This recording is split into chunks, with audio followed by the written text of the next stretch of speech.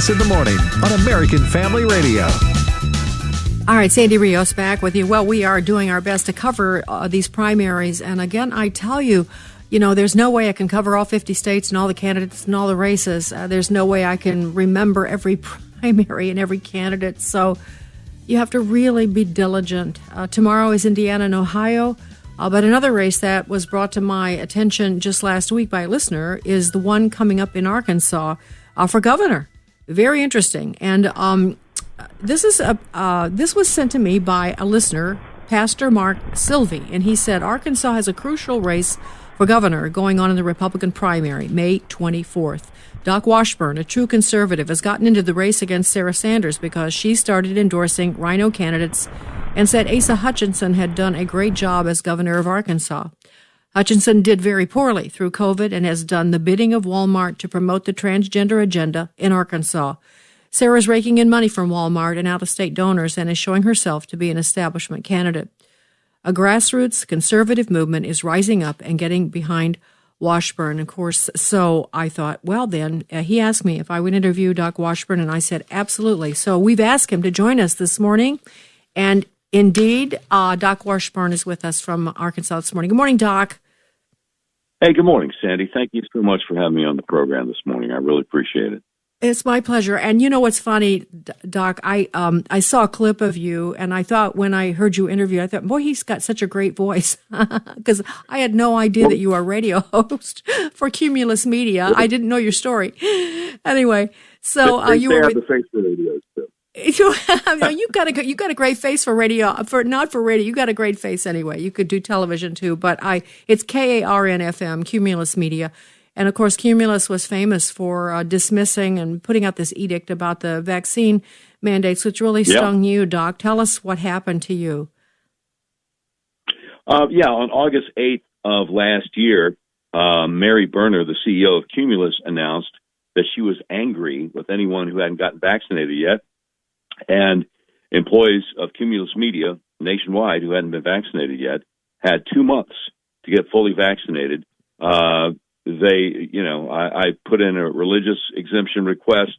That was shot down. Everybody on Cumulus's board of directors is hardcore liberal, which is odd since they make a lot of money off conservative talk radio.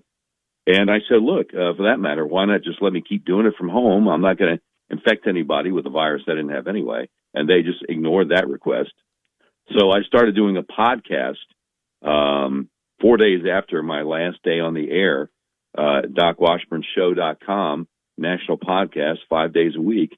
And, but people had said over the years that I was a KRN, you ought to run for office. And I always said, no, got the wrong guy. Sadly, I'm just not cut out for that. I'm never going to do anything like that. And I guess sometimes when you use the word never, the Lord thinks it's amusing or because here I am.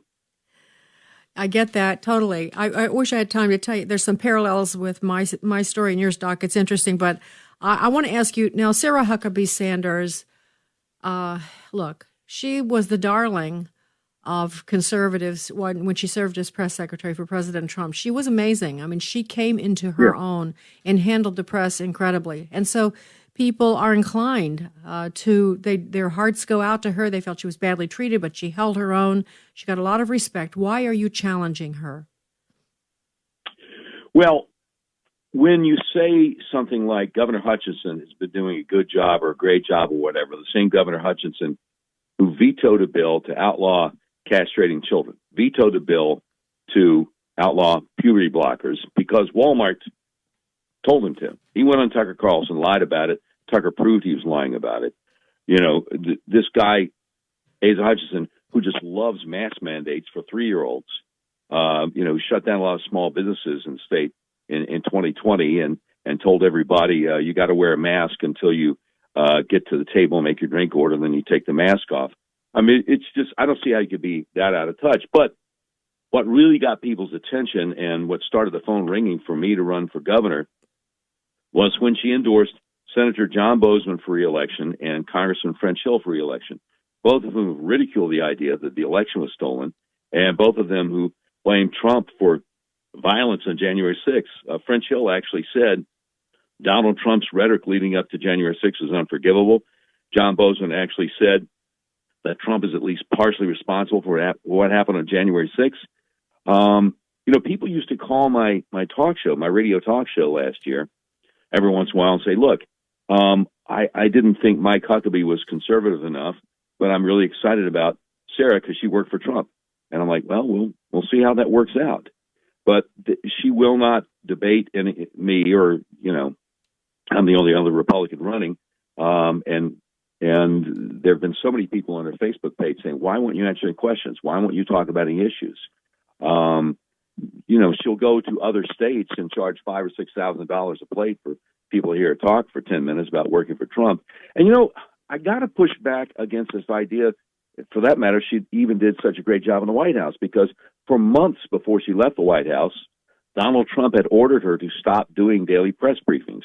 He gets Kayleigh McEnany in, and all of a sudden, daily press briefings, and Kayleigh was knocked out of the park. So I'm not sure what happened with that, but the concern here is in Arkansas that she would stay with the status quo. If Walmart, Tyson, the Chamber of Commerce want something or don't want something, the tradition for many years from whoever the governor is in the state, Republican or Democrat, is to just go with it. And I think Arkansans, and especially Republican primary voters, are sick and tired of Walmart and the Chamber shoving their liberal ideology down our throat. But that's something that's won't address. Yeah, Doc, you're certainly not the first time I've heard this. Listeners have told me this, and it's boy, it happens. It's a stranglehold. The gambling industry's done that in other states. Big corporate businesses can just overwhelm regular folk and get their way in politics, and that's probably why Arkansas is in the shape it's in. I tell you what, Asa Hutchinson, was on that. This goes back a long way. He was on the committee that impeached President. The impeachment committee for President Clinton, and I used to interview him. He was so great then. Yeah. He was so great then. Sure. It's like he just they don't look. It seems to be the case always. I lived in D.C. for a long time that politicians just get corrupt when they get in office. They do. They're the exceptions. Yeah. There are some exceptions, but not many.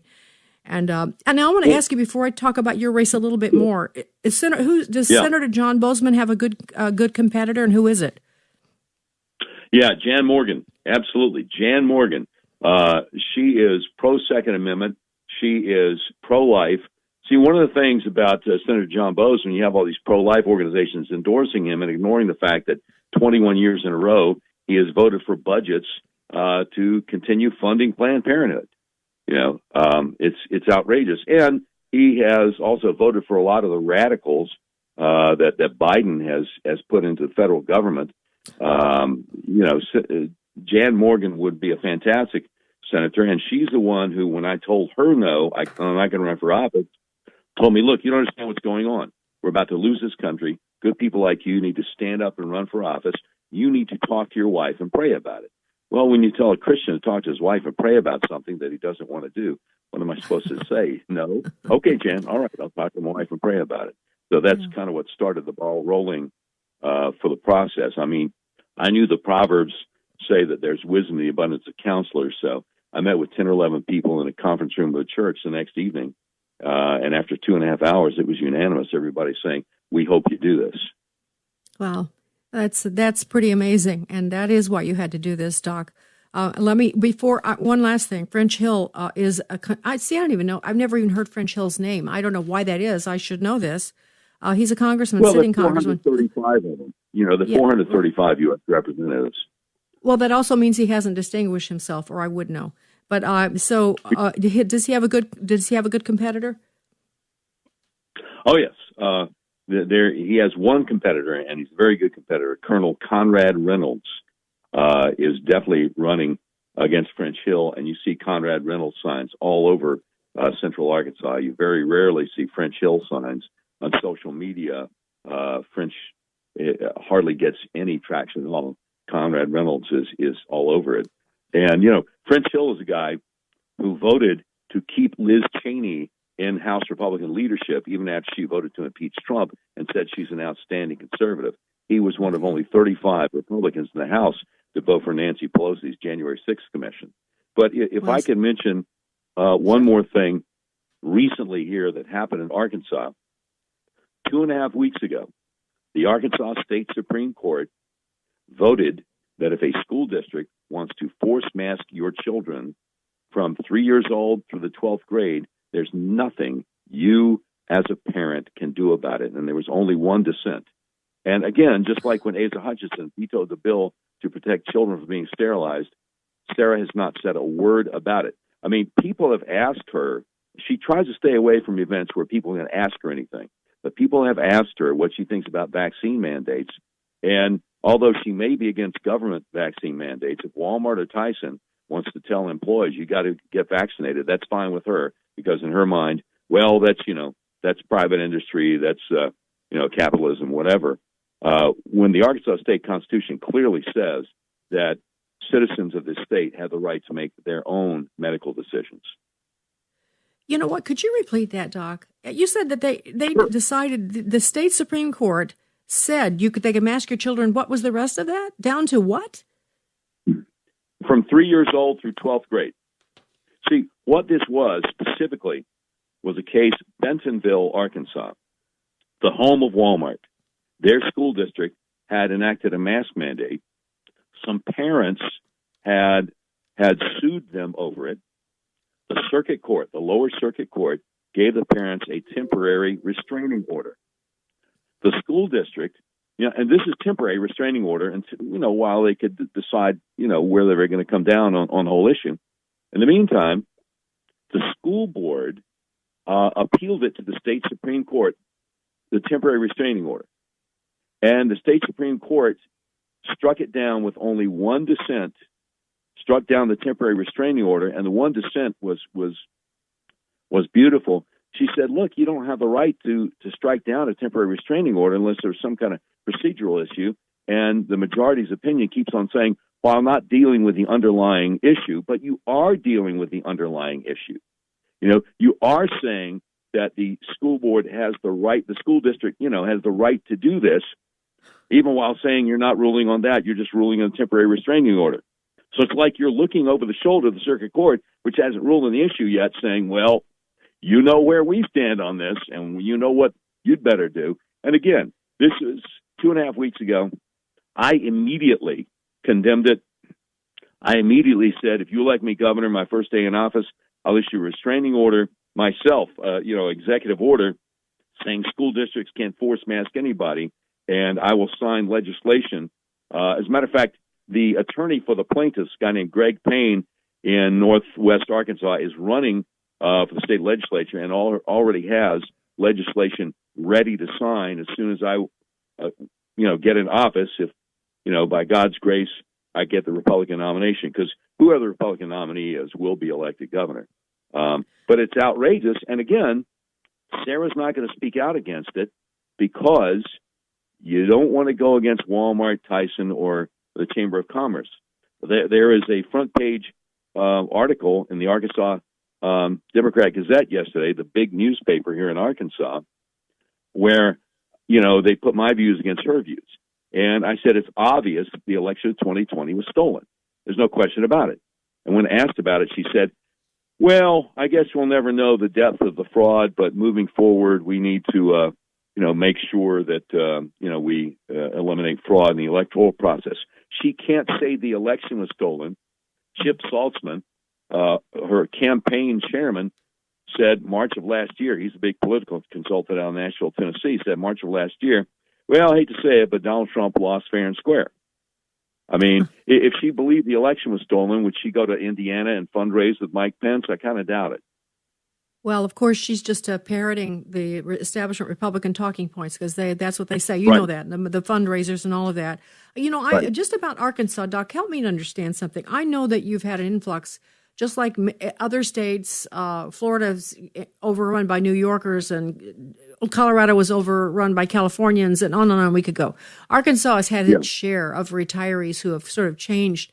How much has this influx of people retiring in the Ozarks affected the politics of your state?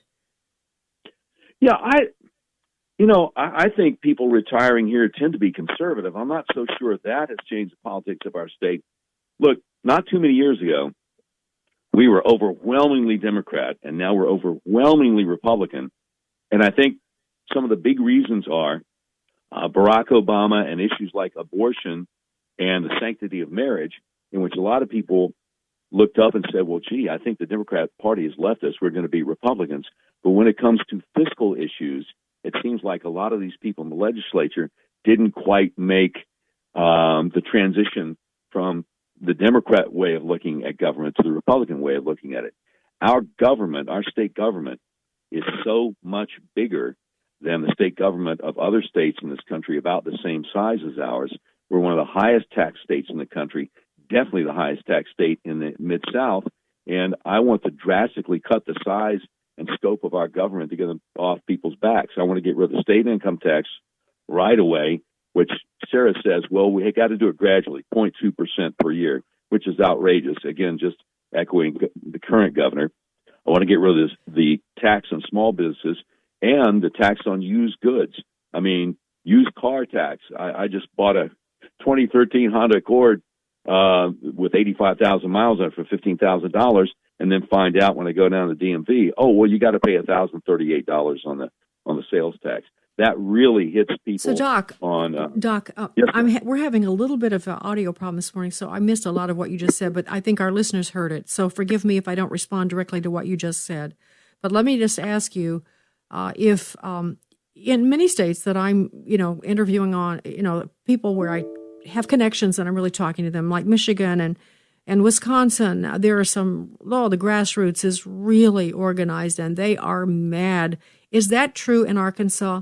Do you have a mobilized grassroots force of people that want to take back the country and the state? Yes, ma'am, it is, and I apologize for the technical difficulty. I just came off the speaker. As soon as I announced I was running for governor, a group called Reopen Arkansas, which was formed back in 2020 to push back against the state lockdowns, asked me to fill out a questionnaire. I did. Next thing I know, this group that's mobilized all over the state endorsed me and has been helping to organize, campaign volunteers all over the state. Yeah, people are tired of rhinos in the state, Republicans name only, and they want real conservative principles in this government. And it would be a first. It would be a first, but I believe people are ready for it. Everywhere I go, where I speak, and of course, Sarah will not be at any events in which she has to answer questions, but everywhere I go and I deliver my message, people come up to me afterward, sometimes just looking shocked, saying things like, I never could have imagined anybody would be able to peel away my support for Sarah, but you just did. We're going to support you now. So if I get my message out to enough people, I'll be the next governor, no question about it. It's a huge tell that Sarah won't answer questions. Who is better equipped to answer questions than Sarah Huckabee Sanders? After all of that time as being the press secretary, and that's very alarming because she should be transparent about her positions. I want to just repeat a couple of things you've said to us. You said that Jan Morgan is a real conservative challenging Senator John Bozeman. You've said that Colonel Conrad Reynolds is a real conservative challenging French Hill, who is the sitting congressman. And those are two, your race as governor and those two races are chances for people to make a difference in your state. Your primary is March 24th, is that right? May 24th. I mean, May. Early Sorry. voting starts May 9th. Okay. All right. So May 9th is early voting, and then May 24th is the actual primary. Do you have any? Right. How long have you been in the race? Since February 8th. That's when I announced to Saline County Republican Women's Club that it costs $15,000 to file as a Republican in the state. I didn't have the money. If the Lord provided money, I was going to file, and they started contributing that evening, and I filed on February 25th. All right. So if people would like to help you, Doc, how can they do that? Well, great question. I appreciate that. Just go to electdocwashburn.com. That's where you can make financial contributions, and it's also where people can volunteer to help us get the word out. Have you gotten any, and has anybody dared to endorse you who's in office in Arkansas? Endorsed by Gun Owners of Arkansas, endorsed by Reopen Arkansas, but as far as people in elected office, No one has, but several of them have privately thanked me for running. And some of the people in the legislature who are also running for office themselves, a different office outside the legislature, have expressed support for me. There's a gentleman named Brant Smith, B-R-A-N-D-T, who's in the state legislature, and he is challenging Rick Crawford, a U.S. congressman, Eastern Arkansas, for the Republican nomination, and he's a big supporter of mine. Yes, well, the only, you see, actually, I'm not surprised because it's all tied up, and that just shows you how deep the corruption is, and people are not thinking independently anymore. And they have to please the party because the party in D.C. is, oh, don't get me started, Doc. I bet you talk about that a lot yourself on your show and your podcast. Ma'am. By the way, it's DocWashburnShow.com if you'd like to listen to Doc every day, and I bet it's great, Doc, so I commend you for that. Hopefully we can talk again, but I thank you for joining me this morning. Again, the primary is May 24th, but early voting begins May 9th in Arkansas, and so now you know more about that race, so go forth and do the right thing. Doc, thanks for joining us. Sandy Rios in the morning. Women